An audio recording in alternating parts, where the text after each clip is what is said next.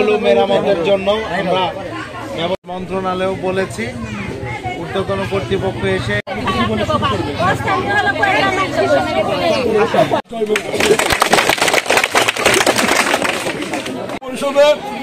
এই যে অসহায় মা বোনদের মাঝে ত্রাণ বিতরণ করছি আমি এখানে 200 জন মানুষের মাঝে।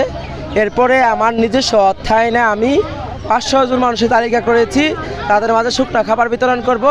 এর মধ্যে যদি আমি উপজেলা নির্বাহী অফিসার এবং ডিসি মহোদয়ের সহযোগিতা পাই, তাহলে ক্ষতিগ্রস্ত অসহায় মা বোনদের মাঝে আমি আরও সহযোগিতা করতে পারবো। আমি প্রশাসনের সহযোগিতা চাচ্ছি এবং আমাদের এই এলাকার জাতীয় সংসদ জনাব নূর মোহাম্মদ এমপি সাহেবের সহযোগিতা কামনা করছি। সবাই সহযোগিতা করলে আমাদের এই অসহায় মা বোনদের মাঝে আমি মুন্নি তাদের পাশে থাকতে পারবো। সবাই অবশ্যই আপনাদের মাঝে আরো বেশি করে বিতরণ করতে পারবো।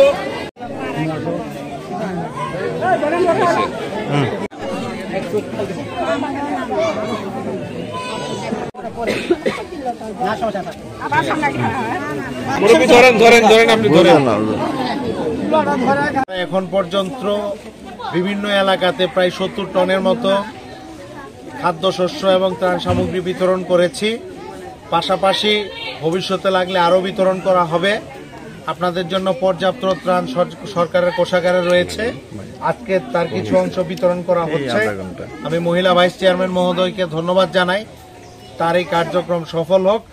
পাশাপাশি মাননীয় উপজেলা নির্বাহী অফিসারকে বলছি এবং তার দৃষ্টি আকর্ষণ করছি যেন উনি এই এলাকার নদী ভাঙন প্রতিরোধে যেন ডিসি মহোদয়কে জানান, যাতে আমাদের এই এলাকার উন্নয়ন হয়, এই নদী প্রতিরোধ হয়।